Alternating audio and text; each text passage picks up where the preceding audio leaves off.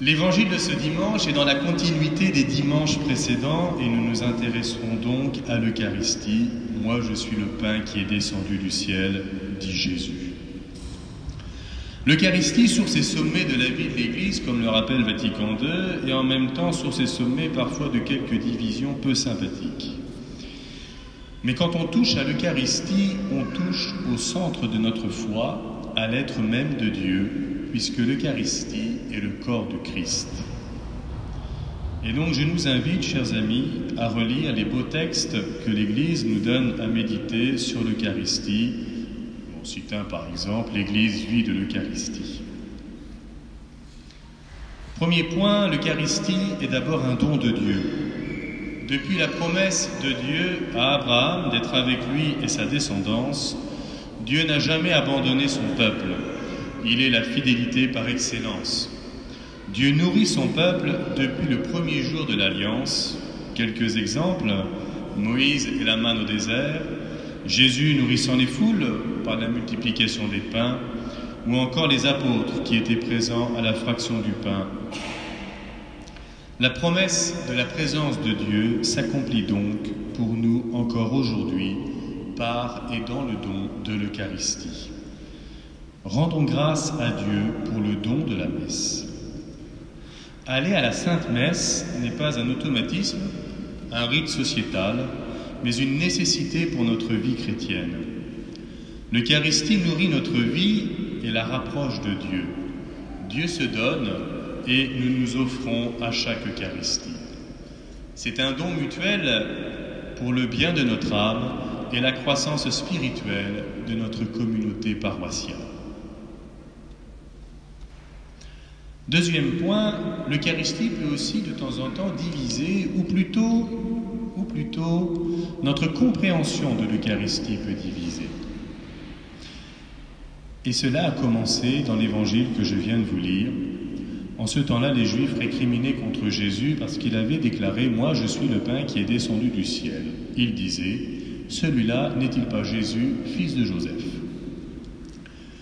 L'Eucharistie nous demande un acte de foi, un véritable acte de foi.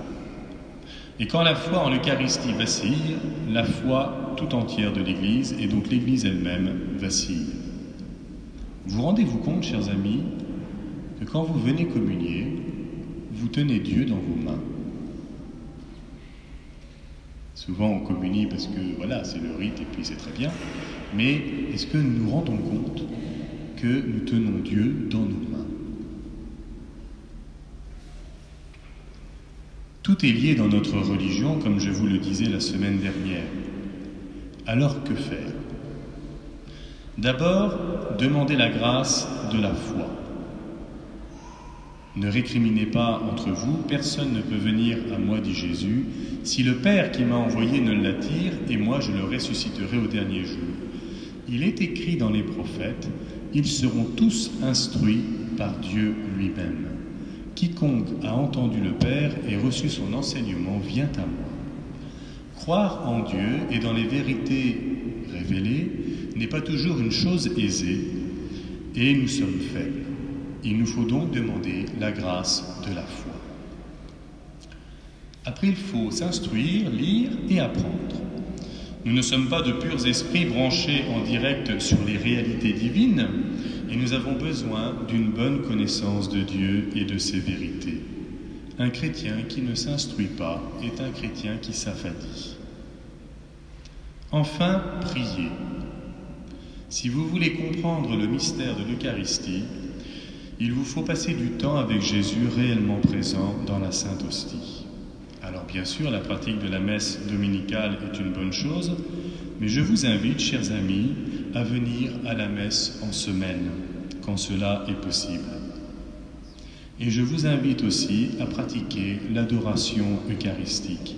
Ce cœur à cœur silencieux avec le Seigneur nous fait entrer dans l'intimité de Jésus.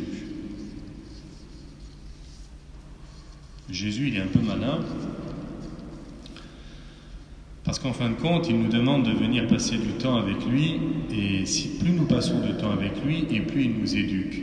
Et à la fois, dans l'adoration eucharistique, ou dans l'oraison, eh bien il ne se passe rien physiquement. Nous sommes avec le Seigneur, il nous regarde et nous le regardons. Et pourtant, le Seigneur nous éduque à ce moment-là.